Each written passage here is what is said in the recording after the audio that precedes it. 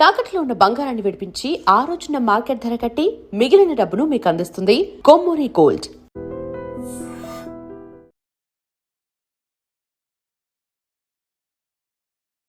నమస్తే, welcome to iDream media. నేను మీ రొద్దం శ్రీనివాస్.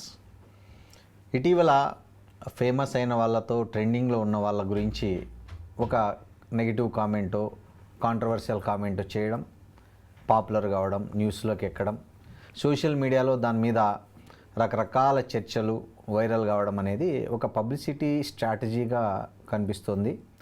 అలా వచ్చిన వాటిలో ముఖ్యంగా తెలుగు సినిమా ఇండస్ట్రీకి సంబంధించి ఇటీవల కాలంలో ఒక కాంట్రవర్సీ బాగా వైరల్ అయింది. అల్లు అర్జున్కి సంబంధించి ఏదైతే ఒక కాంట్రవర్సీ వచ్చిందో, ఒక బ్రాండ్ స్ట్రాటజిస్ట్, అదేవిధంగా ఒక బ్రాండ్ మేనేజర్గా కూడా అంటారు ఆమెను, బారువా, కావేరీ బారువా అనే ఆమె ఒక పాడ్కాస్ట్ షోలో హిందీలో మాట్లాడుతూ అల్లు అర్జున్ను కలవడానికి చాలా రూల్స్ ఉంటాయని చెప్పడం జరిగింది. 42 డూస్ అండ్ డోంట్స్, అంటే అల్లు అర్జున్ను కలవాలంటే 42 ఏం చేయాలో ఏం చేయకూడదో ముందే లిస్ట్ ఇస్తారని ఆమె చేసిన కామెంటు చాలా వైరల్ అయింది ఇటీవల కాలంలో. దీని మీద అల్లు అర్జున్ టీంతో పాటు అల్లు అర్జున్ ఫ్యాన్స్ కూడా చాలా తీవ్రంగా స్పందించారు. అవసరమైతే పరువు నష్టం దావా వేస్తామని కూడా హెచ్చరించారు. ఈ నేపథ్యంలో ఆ లింకును వాళ్ళు యూట్యూబ్ నుంచి కూడా తొలగించడం జరిగింది.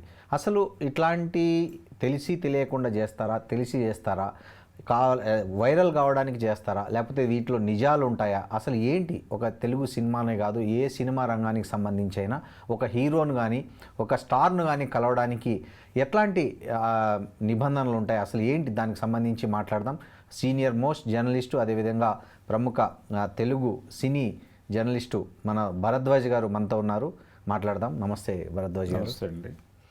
ఏం సార్, ఎలా ఉన్నారు భరద్వాజ్ గారు? సార్, ఏంటి ఈ కాంట్రవర్సీ గురించి మీరు ఏమనుకుంటుంటారు? ఈ కావేరీ బారువా నిజానికి ఆవిడ వెళ్ళినటువంటి పాడ్కాస్ట్ ఛానల్ కూడా చాలా చిన్నది, 3,000-4,000 లోపల ఉన్న సబ్స్క్రైబర్స్ ఉన్న ఛానల్ అది. యాక్చువల్గా అయితే రైజ్ చేస్తున్నారు నెమ్మదిగా. అంటే ఆ ఛానల్ని రైజ్ చేయటం అనేది టార్గెట్ అయి ఉండొచ్చేమో బహుశా. రెండోది, ఇప్పుడు పరిస్థితి ఎలా తయారైందంటే, మనిషి అయి పుట్టాక గూగుల్లో కనీసం 4-5 పేజీలు లేకపోతే అలాగా అనే పరిస్థితి వచ్చేసింది. ఓకే. కాబట్టి సోషల్ మీడియాలో ఒక ఇమేజ్ బిల్డింగ్ ప్రోగ్రామ్ ఒకటి జరిగిపోతుంది.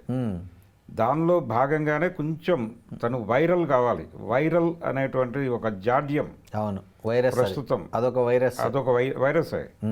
వైరల్ అనేటువంటి వైరస్ ఇప్పుడు సోషల్ మీడియాని మాత్రమే కాదు, సోషల్ మీడియా చుట్టూ ఉన్న వాళ్ళందరికీ పట్టుకుని అందులోకి లాగుతోంది. అవును, లాగిన తర్వాత ఎంటర్ అయ్యి ఏదో ఒకటి వైరల్ చేయాలి. అవును, నువ్వు ఇన్ని వీడియోలు మాట్లాడావు, ఇంతమంది దగ్గరికి వెళ్ళావు, ఇన్ని రకాల అభిప్రాయాలు చెప్పావు, ఏ ఒక్కటైనా వైరల్ అయిందా అనేదే ప్రశ్న ఇప్పుడు. అంతే. కాబట్టి మనం ఈ మధ్య చూసాం, వేదిక మీద ఒక దారుణమైన భాషతో ఒక ఆయన పాట పాడాడు. అవును, చంద్రహాస్ అనేటువంటి ఒక అప్కమింగ్ హీరో. అవును, అది కూడా వైరల్ అంటే ఆ పాట వైరల్ అయిందని, కానీ సినిమా కిల్ అయిపోయింది. కరెక్ట్. సేమ్ దండోరా విషయంలో కూడా అదే జరిగింది. దండోరా విషయంలో కూడా హీరో ఆయన స్టేజ్ మీద చేసినటువంటి ఉపన్యాసం, ఆ పదాలు విత్డ్రా చేసుకున్నాడు, ఆయన విత్డ్రా చేసుకున్నాడు. అయితే అది వైరల్ అయింది. అవును, అది వైరల్ అయింది, దాని మీద డిస్కషన్స్ వైరల్ అయినాయి. కానీ సినిమా బ్యాడ్ అయింది, సినిమాని ఒక రకంగా ఇబ్బంది పెట్టింది ఆ కామెంట్స్ అని చెప్పి, అవును, సాక్షాత్తు డైరెక్టర్ గారే బాధపడ్డారు. చాలా చాలా బాధపడ్డారు. ఇది ఒక బాధ.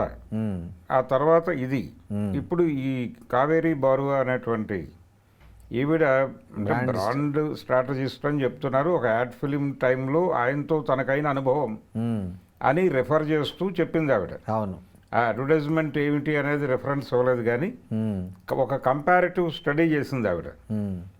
ఈయనతో పాటు ఇంకొంతమందితో నేను పాల్గొన్నాను, వాళ్ళతో కంఫర్ట్గానే ఉంది, ఇతనితో కొంత ఇబ్బంది పడ్డాను, ఇతను మాత్రమే కాదు సౌత్ హీరోలందరికీ ఒక ప్రోటోకాల్ ఉంటుంది అని జనరలైజ్ చేస్తూ మాట్లాడింది ఆవిడ. అందులో పర్టికులర్గా అల్లు అర్జున్తో వ్యవహారం అంటే అంత ఈజీ కాదు అని ఇందాక మీరు అన్నట్టుగా ఈ 42 చేయాల్సిన పనులు, చేయకూడని పనులు, ఇవన్నీ కూడా ఒక లిస్ట్ ఇచ్చారు వాళ్ళు, ప్రోటోకాల్ జాబితా.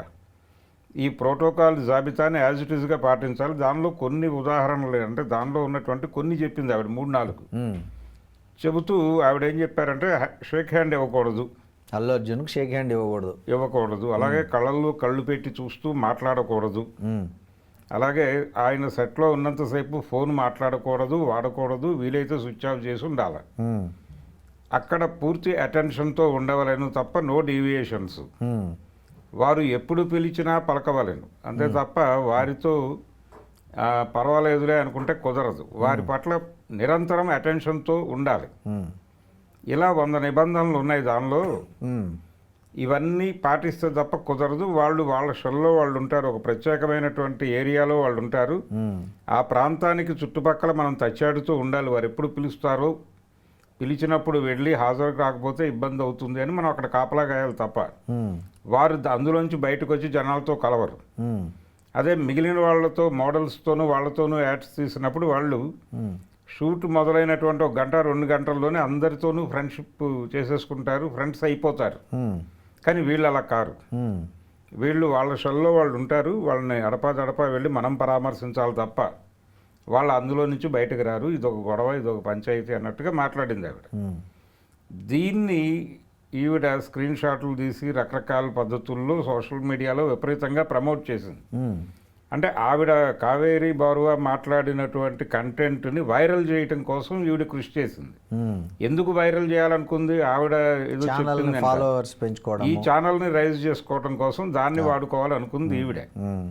అయితే ఆవిడ కూడా ఒక ప్రోగ్రాం ఉంది ఆవిడకి, తాను పాపులర్ కావటం అనే ప్రోగ్రాం ఆవిడకు ఉంది. అంటే ఒక హిడెన్ ఎజెండా ఉంది ఇద్దరికి. అంతే, మీ మాటల ద్వారా నేను లబ్ధి పొందుతాను, అలాగే నా ప్లాట్ఫామ్ ద్వారా మీరు పాపులర్ అవ్వండి అనేటువంటి ఒక ఇచ్చిపుచ్చుకునే ధోరణిలో మొదలుపెట్టారు. దీని మీద అల్లు అర్జున్ అభిమానులు రియాక్ట్ అయ్యారు జాతీయ స్థాయిలో. అవును. రెండోది, ఆ మధ్యకాలంలో అల్లు అర్జున్ తన అభిమానులందరితోనూ ఒక విస్తృత స్థాయి సమావేశాలు నడిపాడు. ఇది అన్ని చోట్ల. ఓకే. అంటే ఇప్పుడు తన పాన్ ఇండియా స్టార్గా ఉండటం మాత్రమే కాదు, global star pan India star అనిపించుకోవటం కాదు, ఆ ప్రాంతాల్లో ఉన్నటువంటి అభిమానుల్ని కలిసి వాళ్ళని ఆర్గనైజ్ చేయటం, వాళ్ళని కోఆర్డినేట్ చేసుకుని నిరంతరం టచ్లో ఉండటం ద్వారా ఆ ఇమేజ్ని ఆ ఏరియాలో క్యారీ ఫార్వర్డ్ చేయాలి. మార్కెట్ని స్థిరీకరించుకునేటువంటి ప్రోగ్రాంలో భాగంగా ఆయన అభిమానుల్ని కన్సాలిడేట్ చేసుకున్నాడు. ఆ కన్సాలిడేషన్ ప్రోగ్రాంలో భాగంగా అన్ని ప్రాంతాల జాతీయ స్థాయిలో అన్ని ప్రాంతాల అభిమానుల్ని కలిశాడు. అలా వాళ్ళు కన్సాలిడేట్ అయి ఉన్నారు, ఒక నెట్వర్క్ ఉంది వాళ్ళకి. ఆ నెట్వర్క్ రియాక్ట్ అయింది.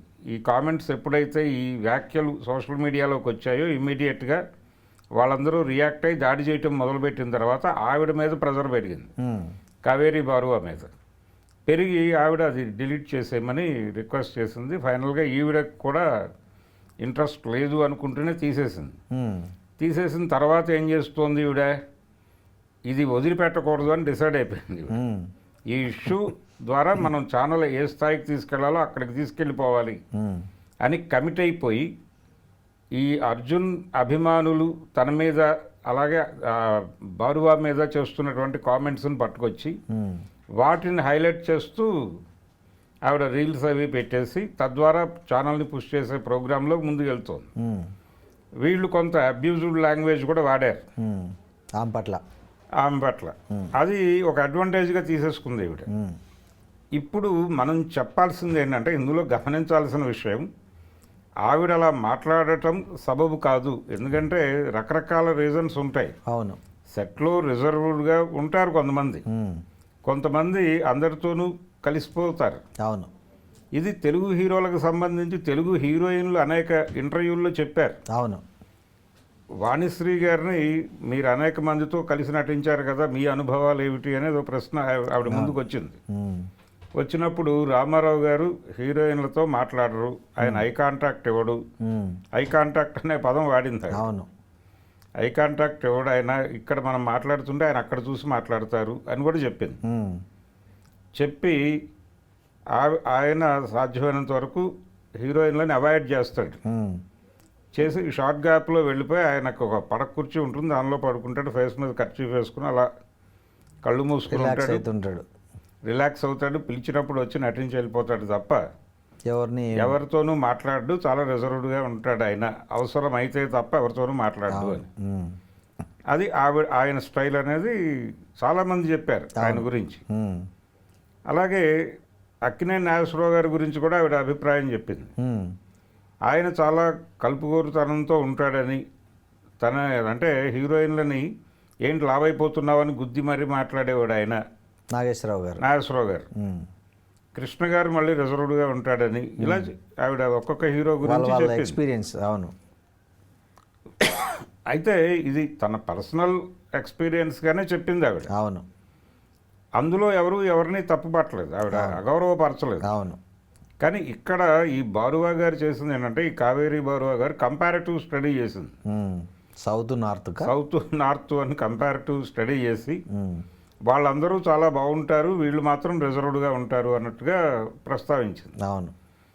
ఇది ఇబ్బంది పెట్టింది. రెండోది, 42 రకాల నిబంధనలు ఉంటాయి వాళ్ళకి, మొత్తం 42 రకాలు, ఏం చెయ్యాలి ఏం చేయకూడదు అని ఒక ప్రోటోకాల్ జాబితా ఇస్తారు. తర్వాత వీళ్ళకి మేనేజర్ కింద మేనేజర్ కింద ఇంకో మేనేజరు, ఇలా బోల్డు అంటే అనేక దొంతరల వ్యవస్థ ఉంటుంది. ఈ దొంతరల వ్యవస్థ చాలా డిస్టర్బ్ చేస్తుంది.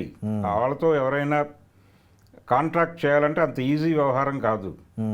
ఈ మేనేజర్కి చెప్తే వీరు వారి పై మేనేజర్కి చెప్పి, వారు వారిపై వారికి చెప్పి, అప్పుడు ఎప్పుడో దైవ కటాక్షం లభించినట్టుగా వారి దర్శనం లభిస్తుంది. ఇలాంటి చాలా హెడేక్స్ ఉంటాయి వీళ్ళతో అని చెప్పేసి ఆవిడ జనరలైజ్ చేసి. సార్, అంటే మీరు చూస్తున్నారు చాలా కాలం సినిమా పరిశ్రమ, తెలుగు సినిమా పరిశ్రమ. నిజంగానే ఈ అల్లు అర్జున్కి అంత ఆటిట్యూడ్ ఉంటుందని నేను అనుకోను. ఎందుకంటే నాకే 2 పర్సనల్ ఎక్స్పీరియన్సెస్ ఉన్నాయి. ఒకసారి ఎల్వి ప్రసాద్లో ఒక ప్రివ్యూకి వచ్చారు. నేను మా పిల్లలతో సహా వెళ్తే, మా పిల్లలు మాట్లాడితే హ్యాపీగా మా పిల్లలను తను దగ్గర తీసుకొని ఇంకా ఒళ్ళో కూర్చోపెట్టుకొని దగ్గర చేసుకొని మాట్లాడాడు. అట్లనే క్రిష్ పెళ్ళికి వెళ్ళినప్పుడు నేను మాట్లాడిచ్చి, అంటే సెల్ఫీ అంటే ఇద్దరం నా పక్కన నిల్చుకొని హ్యాపీగా నవ్వుతూ సెల్ఫీ దిగాడు. సో అట్లాంటి వ్యక్తి ఇంత ఆటిట్యూడ్గా ఉంటాడంటే నాకైతే నమ్మబుద్ధి కావట్లేదు. మీకేమైనా పర్సనల్ ఎక్స్పీరియన్స్ వస్తున్నాయి అంటే మీరు వినింది కానీ చూసింది కానీ? నేను ఒక ఎక్స్పీరియన్స్ ఉందండి. చెప్పండి. అంటే యాక్చువల్గా అతను ఏదో ఫంక్షన్కి వెడితే అతను రావడం కాదు. అవును. వాళ్ళ ఇంటి ముందు బిఎస్ఎన్ఎల్ క్వార్టర్స్ ఉంటాయి. అవును. ఆ బిఎస్ఎన్ఎల్ క్వార్టర్స్ గోడను ఆనుకుని పుల్లమ్మ అని ఒక ఆవిడ టీ స్టాల్ నడుపుతూ ఉంటుంది. నేను అప్పుడు ఆ వెనకాల ఒక టీవీ ఛానల్లో పనిచేసేవాడిని. అక్కడ టీ తాగడం కోసం వెళ్ళాం, వేరే కాసేపు కూర్చుని మాట్లాడుకుందామని. అంటే మామూలు టీ స్టాల్ అది? కొంచెం లేదండి, చాలా నార్మల్ ఆవిడ పుల్లమ్మ అని ఆవిడ అక్కడ టీ పెట్టుకుంటుంది. ఓకే. చాలా మంది ఆ ఏరియాలో ఉన్న కాఫీ డే లాంటిది కాదు, పోషుది కాదు, చాలా మామూలుది. మామూలు ఓ చిన్న పొయ్యి పెట్టుకుని టీ కాస్తూ ఉంటుంది, 10 రూపాయల టీ అంతే, నార్మల్ టీ. అవును. అలా అక్కడికి వెళ్ళి కాసేపు కూర్చోవచ్చు. అక్కడ ఒక చిన్న బల్ల ఉంటుంది, ఆ బల్ల మీద కూర్చొని మాట్లాడుకుందామని వెళ్ళాము. అక్కడికి వెళ్ళి ఆవిడతో టీ తీసుకున్నాం. మాట్లాడుతుండగా వీళ్ళ ఇంటి గేటుకి ఆపోజిట్లోనే ఉంటుంది ఈ టీ, పుల్లమ్మ టీ. ఏది అల్లు అరవింద్ గారి ఇంటి ఎదురుకుండానే. సడన్గా ఇతను ఒక చిన్న షార్ట్ వేసుకుని, టీ షర్ట్ వేసుకుని వాళ్ళ గేట్లోంచి వచ్చేసాడు. అంటే ఎప్పుడండి, ఎన్ని రోజుల క్రితం ఇది మీకు జరిగింది? పుష్ప రిలీజ్ అయిపోయింది. ఓ, ఆఫ్టర్ పుష్ప. సో అంత సూపర్ హిట్ అయిన సినిమా తర్వాత కూడా రిలీజ్ కాలేదు. పుష్ప 1. పుష్ప 1కి 2కి మధ్యలో గ్యాప్లో జరిగినటువంటి ఇన్సిడెంట్ అది. ఆయన ఇలా వచ్చేసాడు రోడ్డు దాటి పరిగెత్తుకుంటూ వచ్చి ఆవిడని పలకరించాడు. ఏంటి పరిస్థితి, అలా ఉన్నావు అన్నాడు. ఆవిడ అప్పటికే ఉబ్బి తబ్బిబ్బి అయిపోతుంది. సో ఆమెను అంటే ఏమైనా పేరు పెట్టి పలకరించాడా? పేరు పెట్టే పలకరించి నాకు టీ ఇవ్వు అన్నాడు. ఓకే. ఈవిడ హడావిడిగా టీ ఇచ్చింది. టీ తాగుతూ ఆ పక్క బల్ల మీద కూర్చున్న వాళ్ళని పలకరించాడు. మమ్మల్ని అడిగాడు, మేము ఆ వెనకాల టీవీ ఛానల్లో పనిచేస్తామండి అన్నాం. మా ఛానల్ ఆఫీస్లోనే అప్స్టైర్లో వాళ్ళ ఫాదర్కి సంబంధించిన ఒక ఆఫీస్ ఉంది. ఆహా ఆఫీస్ ఉంది కదా అన్నాడు ఆయన. అవునండి ఉంది, ఆయన వస్తుంటారు మీ ఫాదర్ అక్కడికి. అలా ఒక 5-10 నిమిషాలు మాట్లాడాడు మాతో. ఈ లోపల నుంచి ఎవరో పిలిచారు. ఈ టీ తాగుతూనే అటు రోడ్ క్రాస్ చేసి వెళ్ళిపోతూ డబ్బులు సెక్యూరిటీ బయట ఉంటాడు, అతని దగ్గర కలెక్ట్ చేసుకో అని చెప్పి వీడికి చెప్పి లోపలికి వెళ్ళిపోయాడు. అంతే తప్ప ఎక్కడా నేను హీరోని అహంభావం ప్రదర్శించడం, అదేమీ కనిపించలేదు. యాటిట్యూడ్ చూపించడం అట్లేం లేదు. ఏం లేదు, నార్మల్గా చాలా ఉన్నాడు. అవును. మామూలుగానే మాట్లాడాడు. ఉమ్. కాబట్టి అది నా ఎక్స్పీరియన్స్ ఆయనతో. అప్పుడు నేను అనుకున్నాను ఇదేంటి చాలా నార్మల్గా ఉన్నాడు అని. ఉమ్. అలాగే చాలాసార్లు నేను అదే రోడ్లో ఆయన ఫోన్ మాట్లాడుకుంటూ తిరిగిన సందర్భం కూడా చూశాను. అవును. అవును. జనాలు ఆయన చూసుకుంటూ వెళ్ళేవాళ్ళు తప్ప ఆయన ఆగి ఇది చేయటం లేదు, ఫోన్ మాట్లాడుతూనే తిరిగేవాడు. ఉమ్. అది నాకు 2-3 సార్లు సిటీ సెంటర్లో షాపింగ్లో ఎదురుపడ్డాడండి ఉమ్, ఇక్కడ. చాలా అంటే చాలా క్యాజువల్గా ఉంటాడని చెప్పడానికి చెప్తున్నా. క్యాజువల్గానే ఉన్నాడు. క్యాజువల్గా ఉండటం అనేది ఉంటుంది. కాకపోతే ఏంటంటే ఇక్కడ ఉమ్. కొంత ప్రాథమికమైనటువంటి ఇబ్బంది ఏదో పడి ఉండొచ్చు ఆవిడ యాడ్ ఫిలిం సందర్భంగా. ఉమ్. అంటే వీళ్ళు సెట్లో ఉన్నప్పుడు కొన్ని ప్రికాషన్స్ తీసుకుంటారు. అవును. ఎందుకంటే ఆ సెట్లో వాళ్ళ పిక్చర్స్ లీక్ కావడము, dialogues what ever it something అంటే ఉంటాయి కదా. సినిమా కాదండి, అది అడ్వర్టైజ్మెంట్కి సంబంధించిన గొడవ. ఏదో బ్రాండ్ ఆవిడ ప్రోగ్రామే బ్రాండ్ క్రియేషన్ కాబట్టి ఓకే. ఆవిడ ఏదో ఒక అడ్వర్టైజ్మెంట్ షూట్కి సంబంధించి అక్కడ ఉంది ఆవిడ. ఉమ్. ఆ సందర్భంగా వాళ్ళిద్దరు ఆవిడ ఆయనతో ఫేస్ చేసిన ఇబ్బందులు అనే పద్ధతిలో చెప్పింది. అవును. అయితే కొన్ని రూల్స్ చెప్పుండొచ్చు. మనం ఇందాక మాట్లాడుకున్నాం, ఉమ్. రామారావు గారు రిజర్వ్డ్గా ఉంటాడు, నాగేశ్వరరావు గారు కలుపుగోలుగా ఉంటారు అని. అలాంటి ధోరణిలోనే ఈయన కొంత రిజర్వ్డ్గా ఉండి ఉండొచ్చు. ఆ వాతావరణం కొత్త అయి ఉండొచ్చు, తన పరిచయస్తులు తక్కువ మంది ఉండి ఉండొచ్చు. అవును. అందుకని తన దగ్గరికి వచ్చిన వాళ్ళతో మాట్లాడదాము అనే ధోరణిలో ఉండి ఉండొచ్చు. ఉమ్. అందుకని అలా ఉన్నదాన్ని ఆవిడ ఇంకో పద్ధతిలో కంపారిటివ్ స్టడీలోకి వెళ్ళింది. అవును. వెళ్ళిపోయి బలానా వాళ్ళు ఇలా ఉంటారు, ఇతను అలా లేడు అవును. అన్నప్పుడు ఖచ్చితంగా వేలు చూపించి చెప్పినట్టుగానే ఉంటుంది అది. అవును. అంటే నెపం వేసింది అతని మీద. ఆ నెపం వేయటం మీద వాళ్ళు రియాక్ట్ అయ్యారు. అవును. ఆ రియాక్ట్ అయిన పద్ధతి కొంచెం వైలెంట్గానే ఉంది. ఉమ్. అంటే ఈవిడది తప్పే, అవును. ఈవిడ అలా మాట్లాడకుండా ఉండాల్సింది. ఉమ్. కానీ ఈవిడ ఏ కారణం చేతో అతను అలా ఉన్నాడు. ఇప్పుడు వాణిశ్రీ గారు చెప్పినట్టు చెప్తే ఆవిడ పట్టించుకునేవాడు కాదు. అవును. కరెక్ట్. కానీ ఈవిడ అది కంప్లైంట్ లాగా చెప్పింది. ఉమ్. కంప్లైంట్ లాగా చెప్పడంతో ఇష్యూగా మారింది అది. ఉమ్. ఇప్పుడు ఆ ఇంటర్వ్యూలో ఆవిడ మాట్లాడిన మాటని ఈవిడ కట్ చేసి రకరకాల ప్రసార మాధ్యమాల్లోకి పుష్ చేసింది. ఉమ్. దీన్ని చూసి చాలామంది వెబ్సైట్ల వాళ్ళు స్టోరీలు అల్లేశారు అవును. దీన్ని లీడ్ తీసుకుని. అవును. ఇది డిస్టర్బ్ చేసింది అభిమానుల్ని. అవును. వాళ్ళు కొంచెం హయ్యర్, కొంచెం ఇబ్బందికరమైనటువంటి భాషలోకి వెళ్ళారు. ఉమ్. ఆ ఇబ్బందికరమైనటువంటి భాషలోకి వెళ్ళటం అనే దాన్ని కూడా ఆవిడ అడ్వాంటేజ్గా మార్చేసుకుంది. ఉమ్. కానీ అది వాళ్ళ తప్పు. ఉమ్. ఇప్పుడు ఈవిడ ఇలా మాట్లాడటము తప్పే, ఉమ్. వాళ్ళు ఆ లాంగ్వేజ్లో రియాక్ట్ అవ్వటం కూడా తప్పే. ఉమ్. ఇప్పుడు తమ హీరోకి ఇబ్బంది కలిగించింది ఆవిడ, గౌరవప్రదంగానే తిట్టండి, ఉమ్. గౌరవప్రదంగా విమర్శించండి. ఇదా పద్ధతి, ఆయన ఇలా ఉంటాడు, మాతో ఇలా బిహేవ్ చేస్తాడు, మాతో సమావేశాలు నడిపాడు, ఆయన అవును. మమ్మల్ని కూర్చోబెట్టి మాట్లాడాడు, అవును.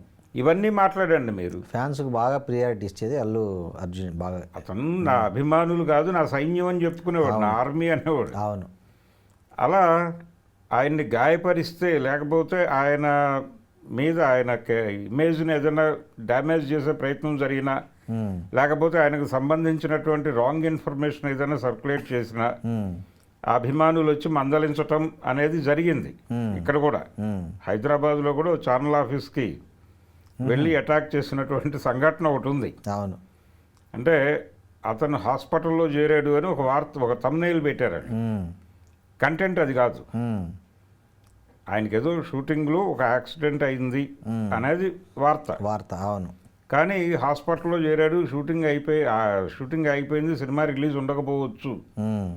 అన్న టోన్లో థంబ్నెయిల్ పెట్టారు వీళ్ళు. ఉమ్. దాంతో వాళ్ళు అభిమానులు వైల్డ్గా రియాక్ట్ అయ్యి ఆ ఛానల్ ఆఫీస్కి వెళ్ళి ఏ హాస్పిటల్లో జాయిన్ చేశారో చూపించండి, మేము వెళ్ళి చూస్తాం. అంతే కదా, కరెక్టే కదా. అని ఆ ఛానల్ సిబ్బందిని పట్టుకుని క్వశ్చన్ చేశారు. కాబట్టి ఇలా రియాక్ట్ అవటం అంటే ఇక్కడ గమనించాల్సింది ఏంటంటే, మనం గాయపడినంత మాత్రాన మనం ఎలా పడితే అలా బిహేవ్ చేయటం తప్పు. అవును. మనం గాయపడ్డాము అనే విషయాన్ని గౌరవప్రదంగా చెబుతూ వాళ్ళకి అర్థం చేయించడం మాత్రమే కాకుండా సమాజానికి ఒక గైడెన్స్ ఇచ్చి మన వైపు డైవర్ట్ చేసుకోవాలి. అంటే మన మీద నెపం నెట్టకూడదు. మనం ఇప్పుడు ఆ రోజున కూడా ఛానల్ ఆఫీస్కి వచ్చిన సందర్భంగా నేను ఉన్నాను అక్కడ. ఉండి నేను ఆ అభిమానులకు చెప్పింది ఏంటంటే, బాబు మీరు కంప్లైంట్ చేయడానికి వచ్చారు, వచ్చినప్పుడు మీరు అడగండి, అడగటం తప్పేం కాదు. అవును. కానీ ఇక్కడ ఏదైనా పగలగొట్టే ప్రయత్నం అవి చేయకండి. చేస్తే మీ మీద వీళ్ళు పోలీస్ స్టేషన్కి వెళ్ళి కేసు పెడతారు. అవును. అప్పుడు మీరు క్రిమినల్స్ అవుతారు. వీళ్ళని క్రిమినల్స్గా నిరూపించడానికి కదా మీరు వచ్చారు. అవును. మీరు క్రిమినల్స్గా ఎందుకు మారాలి? అంతే కదా. కాబట్టి మీరు స్ట్రైట్ అవే వీళ్ళతో అడగండి. వీళ్ళు ఇక్కడ డిలీట్ చేస్తామంటే డిలీట్ చేయించుకోండి, లేదంటే కనుక మీరు వెళ్ళి హ్యాపీగా కేసు పెట్టండి, నో ప్రాబ్లం. సైబర్ క్రైమ్లో పెడతారా, లేకపోతే సిపి గారి దగ్గరికి వెళ్ళి విజ్ఞాపన చేస్తారా అనేది వివిధ పద్ధతులు ఉన్నాయి. వివిధ పద్ధతుల్లో మీరు క్యారీ ఫార్వర్డ్ అయిపోండి, క్షమించద్దు. అవును. తప్పు జరిగింది, వాళ్ళు డిలీట్ చేయమని అడగండి, చేస్తే మంచిది. అంటే వాళ్ళు చేస్తారు వెంటనే. ఓకే. చేస్తారు, వీళ్ళు హ్యాపీ అయ్యారు, వెళ్ళిపోయారు. కానీ ఆ ధోరణి అలాగే ఉండాలి, అటాకింగ్గా ఉండరాదు. అభిమానులు అగ్రెసివ్గా వెళ్ళటం వలన దాన్ని ఇష్యూగా మార్చి దాని మీద గొడవ చేస్తారు. అవును. అందుకని అలాంటి ఎంకరేజ్ చేయకూడదు. పైగా ఆయన నా అభిమానులు నా సైన్యం అని చెప్తాడు. అవును. ఆ సైన్యం అనే పదం వాడటం అనేది వాళ్ళు అగ్రెసివ్గా బిహేవ్ చేయడానికి రీజన్ అవుతుంది అనే విమర్శ కూడా ఉంది. అందుకని ఎంత క్రమశిక్షణతో ఉంటారు అనేది కూడా ఒక రోల్ మోడల్ సెట్ చేయాల్సిన అవసరం ఉంది. అవును. అంటే వాళ్ళు బయట వాళ్ళతో డీల్ చేసేటప్పుడు వాడే భాష దగ్గర నుంచి రీజనబుల్గా ఉండాలి. సమాజం యాక్సెప్ట్ చేయాలి, వీళ్ళ అభిప్రాయాలను వాళ్ళు గౌరవంతో తీసుకోవాలి. అంతే తప్ప ఇలా మాట్లాడతారా మీరు అనేటువంటి విమర్శ రాకూడదు. అది జరిగింది. అందుకని వీళ్ళు కంట్రోల్లోనే ఉండాలి. ఇలాంటివి ఏమైనా జరిగినప్పుడు ఈ సంఘటన నుంచి గుణపాఠం తీసుకుని అల్లు అర్జున్ అభిమానులు కూడా ఎలా రియాక్ట్ అవ్వాలి, ఏ భాషలో రియాక్ట్ అవ్వాలి, క్రిటిసిజం ఎలా ఉండాలి అనే దానికి సంబంధించి వాళ్ళు కొంత బాధ్యతాయుతంగా ఉండాలి. ఓకే. వాళ్ళు ఈ అల్లు అర్జున్ మీద కాంట్రవర్సీలు రావడం చాలా ఆ మధ్య అంటే తరచుగా వస్తుంటాయి. ఆ మధ్య పుష్ప 2 స్టాంపేడ్ దగ్గర నుంచి, అంతకుముందు డ్రంక్ అండ్ డ్రైవ్ బ్రీత్ అనలైజరు, అంతకుముందు నంద్యాల ఎలక్షన్ క్యాంపెయిన్, తర్వాత ఇట్లా నేషనల్ అవార్డ్స్కి సంబంధించిన కామెంట్స్, ఇవన్నీ ఒక పెద్ద అంటే అది ఏదో ఒకటి ఆయనకు ఏదో ఒకటి తగులుతుంటుంది ప్రతి ఇయర్. అంటే వెనకాల కూర్చుని మూమెంట్స్ అబ్జర్వ్ చేసేటువంటి ఒక సెక్షన్ ఉంది అనేది అర్థం చేసుకోవాలి. అవును. అంటే ఆయన ఎన్నికల సందర్భంగా నంద్యాల శిల్ప గురించి మాట్లాడినప్పుడు అవును, అది నిజానికి అక్కడ ఏమీ తప్పు మాట్లాడలేదు. అవును, అతను మాట్లాడిన దానిలో తప్పేమీ లేదు. ఇతను నాకు ఫ్రెండు, ఇతను మంచివాడిగానే నాకు తెలుసు. అవును. కాబట్టి ఇతను పర్సనల్గా నాకు తెలుసు, చాలా హెల్ప్ఫుల్గా ఉండే మనిషే, మీకు కూడా అలాగే హెల్ప్ఫుల్గా ఉంటాడని భావిస్తున్నాను, అవును, ఓటేయండి అన్నాడు తప్ప అవును, కేవలం అతను నా మిత్రుడు కాబట్టి నేను వచ్చాను, ఒక అబ్లిగేషన్ కోసం వచ్చాను ఇక్కడికి, అవును, మిత్రధర్మంలో భాగంగా వచ్చి 4 ముక్కలు చెప్తున్నాను అన్నాడు తప్ప ఎక్కడా కంపారిటివ్ స్టడీ చేయలే. అవును. చేయనప్పుడు దాడి చేయాల్సిన అవసరం ఏంటి? డెమోక్రటిక్గా వదిలేయాలి కదా. అవును, వదిలేయాలి. డెమోక్రసీలో ఎవరు ఏ పద్ధతిలోనైనా ఉండొచ్చు. అవును. దాన్ని తప్పు అనేటువంటి హక్కు లేదు ఎవరికి. వాళ్ళ పర్సనల్ ఏరియాలోకి వెళ్ళి బిహేవ్ చేసినట్టుగా అవుతుంది. అంటే వ్యక్తి స్వేచ్ఛకి భంగకరంగా వ్యవహరించినట్టుగానే భావించాలి. అవును. ఆ ఇన్సిడెంట్లో అల్లు అర్జున్ మీద క్రిటిసిజం పెట్టిన వాళ్ళందరినీ. అయితే ఇతను ఇక్కడికి వెళ్ళాడు తప్ప పిఠాపురం ఎందుకు వెళ్ళలేదు అవును అనడానికి వీళ్ళకేం రైట్ ఉంది? నిజానికి అరవింద్ గారు వెళ్ళాడు అక్కడికి. అవును.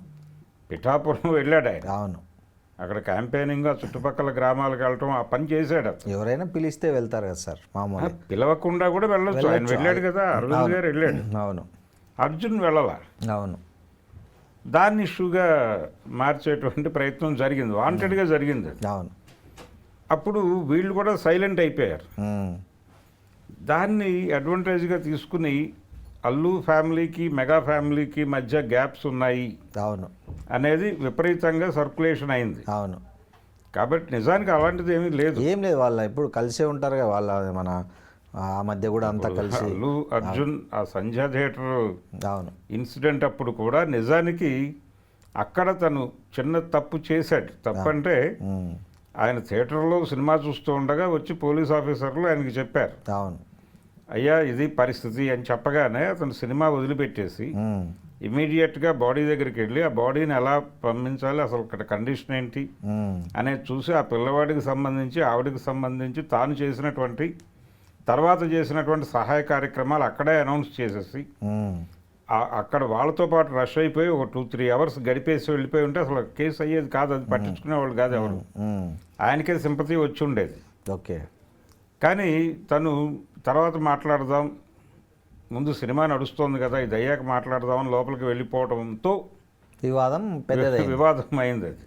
సార్ ఈ ఈ ఇట్లాంటి సినిమా విధాలు ఇప్పుడైనా అంటే గతంలో కూడా ఇట్లా ఏమైనా ఉండేటివి, అంటే బాగా ఇట్లా కాంట్రవర్సీ అయినా ఉన్నాయి ఏమన్నా తెలుగు సినిమా పరిశ్రమ? అనేక కాంట్రవర్సీలు ఉన్నాయండి, ఓకే. అనేక గందరగోళాలు ఉన్నాయి, గొడవలు ఉన్నాయి. ఉమ్, ఇండస్ట్రీలో గొడవలు లేకుండా ఎలా ఉంటాయండి? ఉమ్, ఇప్పుడు జమున అనేటువంటి ఒక ఆర్టిస్ట్ని 3 సంవత్సరాల పాటు బ్యాన్ చేశారు అగ్ర హీరోలు ఇద్దరు.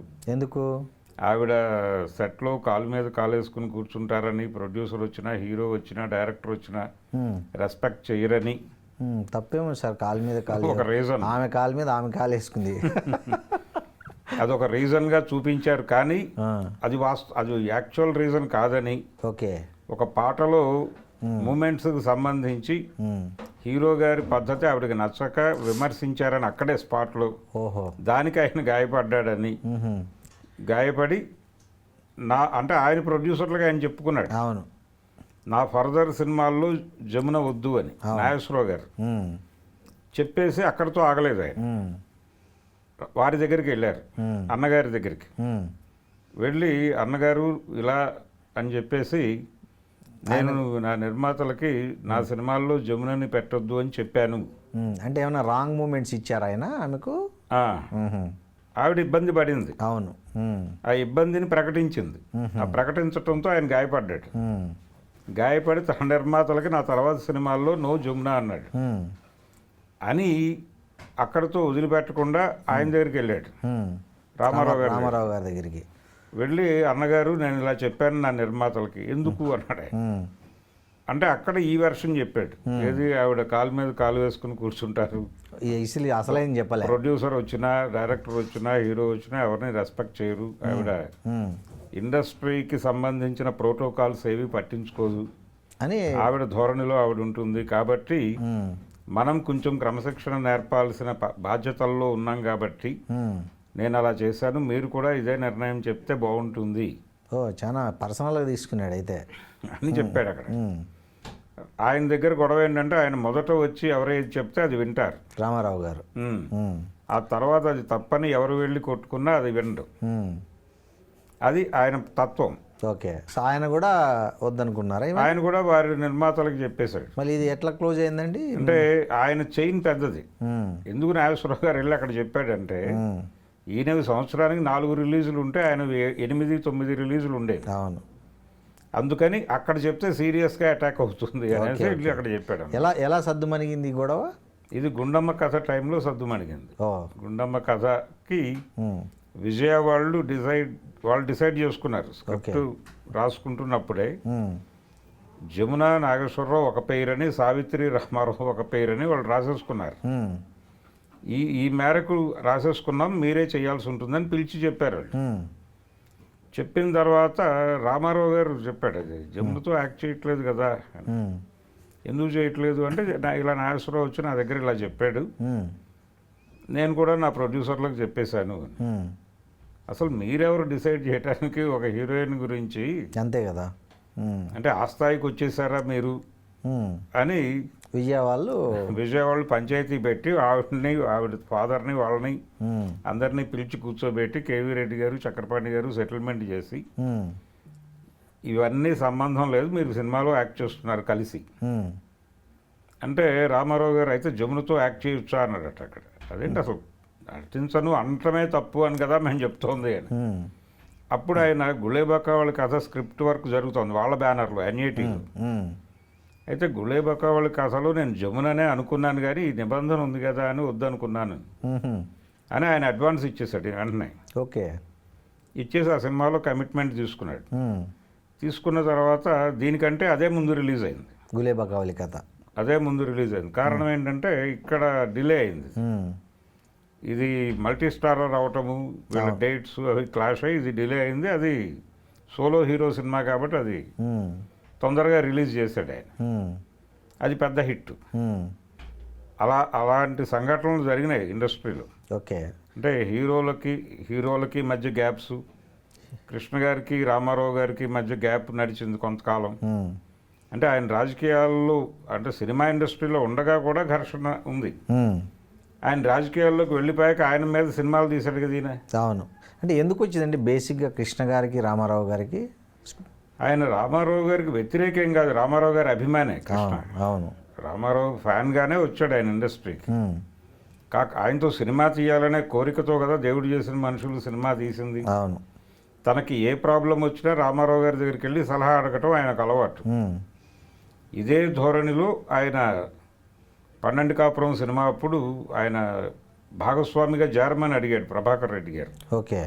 అడిగితే రామారావు గారు చేరమంటే చేరతాను అని చెప్పి ఆయనకి స్క్రిప్ట్ చెప్పి, ఏం పర్లేదు ఈ స్క్రిప్ట్ వర్కౌట్ అవుతుంది, ఇది ఆడుతుంది అని ఆయన ధైర్యం చెప్పాక ఈయన డబ్బులు పెట్టాడు కృష్ణ గారు.